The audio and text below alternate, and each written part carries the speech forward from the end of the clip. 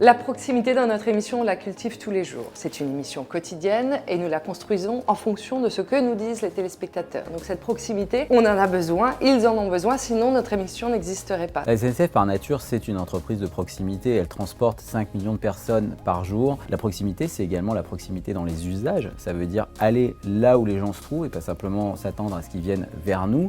Par exemple, quand on propose la vente de billets sur Messenger, c'est 35 millions de Français qui sont des utilisateurs de Facebook qui peuvent maintenant acheter leur billet de train grâce à nous via Facebook. On a tendance à dire que quand on négocie, l'empathie est un outil principal puisque c'est celui qui va créer le lien, qui va créer la confiance. Empathos, c'est souffrir dans l'autre, voir ce que l'autre ressent. Le problème, c'est que quand on est trop proche, on tombe dans la sympathie. La sympathie, sympathos, c'est partager l'émotion de l'autre. Quand on partage l'émotion, on perd notre objectivité. La proximité, elle est d'abord dans les thèmes qu'on va choisir. Nous, on s'intéresse à la vie quotidienne des Français, donc on va s'inspirer, toute l'équipe de la quotidienne, des choses qui se passent dans notre vie et on pioche dedans pour être au plus proche de ce qui intéresse les Français. La proximité, c'est aussi une histoire de ton, le ton qu'on va adopter vis-à-vis des gens, la manière dont on va leur parler, sans fioriture, sans prompteur, parce que ça peut mettre aussi une certaine distance. Les gens, ils apprécient le fait qu'on se parle naturellement et ils nous disent souvent dans les retours qu'on peut avoir, j'ai l'impression de déjeuner avec une bande d'amis. Quand je me projette 20 ans en arrière,